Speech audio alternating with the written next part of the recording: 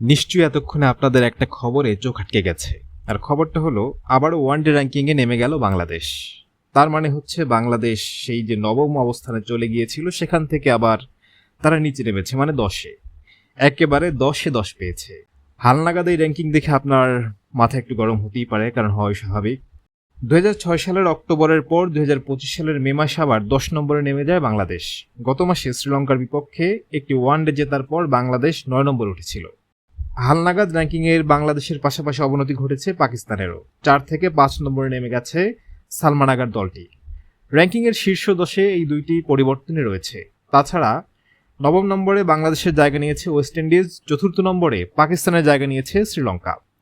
বর্তমানে ওয়েস্ট ইন্ডিজের rating point 78, বাংলাদেশের 77, আর 4 ও 5-এ থাকা শ্রীলঙ্কা পাকিস্তানের রেটিং যথাক্রমে 103 ও 102। এই মুহূর্তে 124 রেটিংয়ে র্যাঙ্কিংয়ের শীর্ষে আছে ভারত। দ্বিতীয় অবস্থানে নিউজিল্যান্ডের রেটিং 109। 2027 সালে হতে যাওয়া পরবর্তী ওয়ানডে বিশ্বকাপ খেলা নিশ্চিত করতে এই র্যাঙ্কিংটা খুবই গুরুত্বপূর্ণ।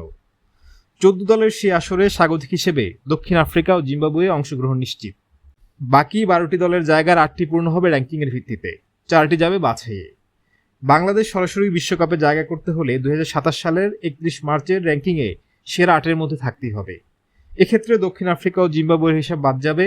বর্তমানে দক্ষিণ আফ্রিকা 6 এবং জিম্বাবুয়ে 11 নম্বর অবস্থান করছে।